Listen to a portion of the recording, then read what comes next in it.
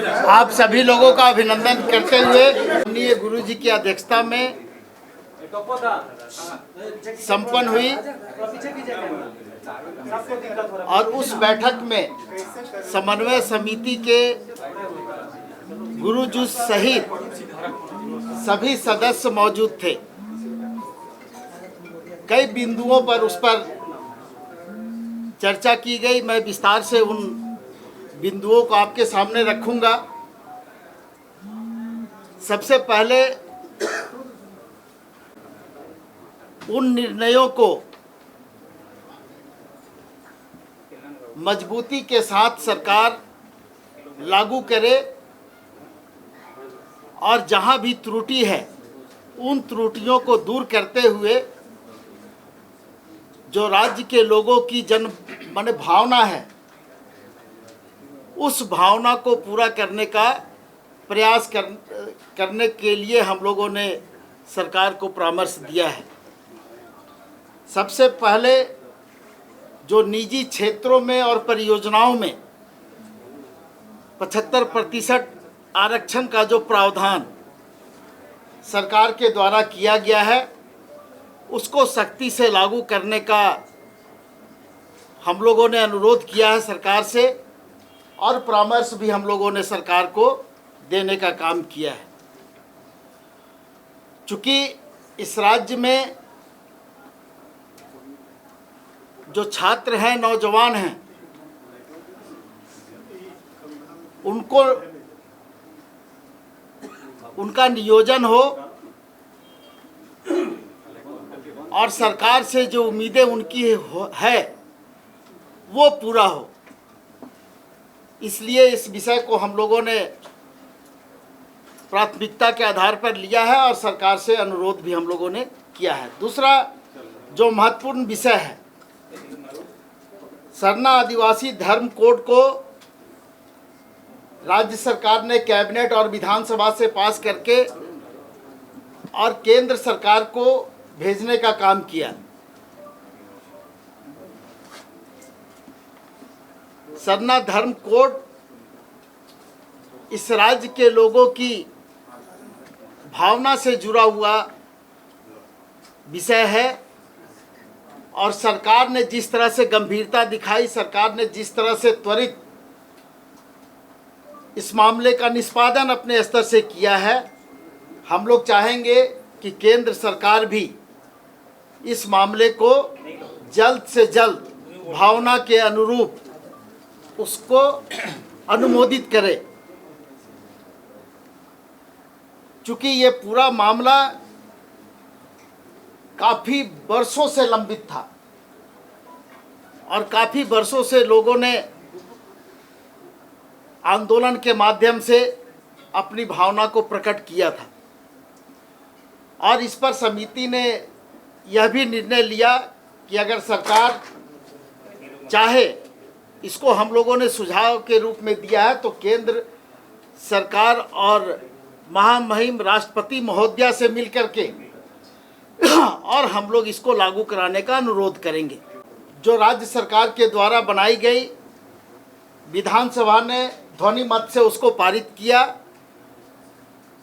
और राज्यपाल महोदय के पास अनुमोदन के लिए भेजा गया, लेकिन राज्यपाल महोदय के यहाँ से बिना अनुमोदन के उसको सरकार को लौटा दिया गया। हम लोग सरकार से अनुरोध कर रहे हैं, सरकार से हम लोग यह निवेदन करेंगे कि जन भावना को देखते हुए अविलंब इस स्थानीय नीति पर निर्णय लिया जाए। एक बहुत महत्वपूर्ण मुद्दा है जिसको कि सरकार के द्वारा विधानसभा से भी पारित कराया गया था, SC, ST और OBC के आरक्षण।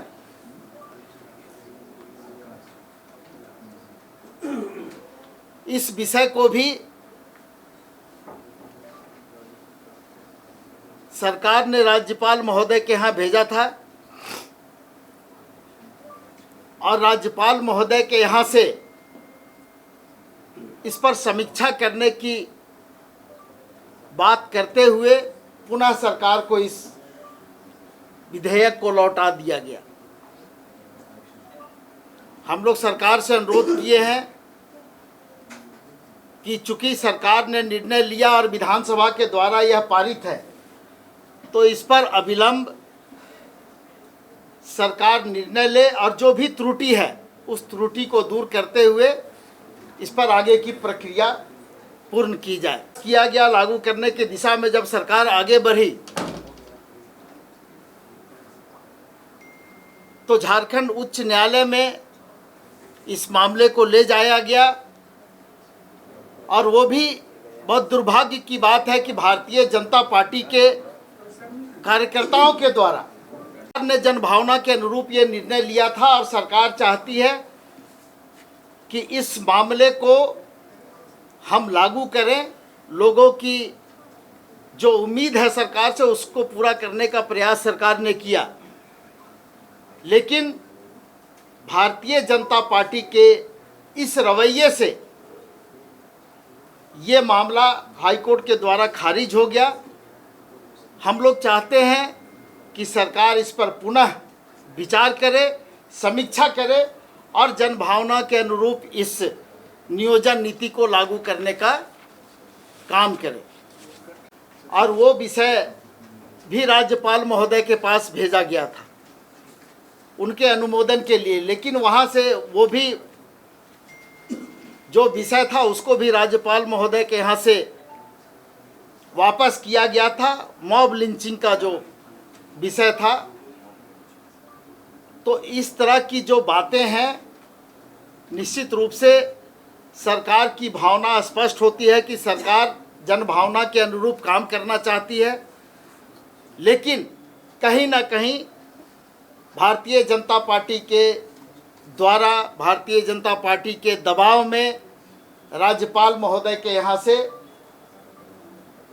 जनभावना के अनुरूप लिए गए निर्णय को भी तवज्जो नहीं दिया जाता है और उस पर कोई ना कोई त्रुटि बता करके, दिखा करके राज्य सरकार को फिर वापस करने का काम किया जाता है। हम लोग सरकार से अनुरोध किए हैं कि जो भी त्रुटियां इन विधेयकों में है उसको दूर करते हुए पुनः सरकार उसको राज्यपाल महोदय के यहाँ अनुमोदन के लिए भेजे कि जो नियोजन नीति सरकार के द्वारा बनाई गई वो इस राज्य के लोगों की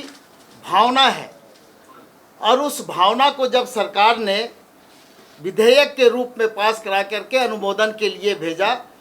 तो भारतीय जनता पार्टी के लोगों के द्वारा ही इसको हाईकोर्ट में चुनौती दी गई। तो इससे स्पष्ट हो जाता है कि ये जो सारे मामले हैं, इन सारे मामले के पीछे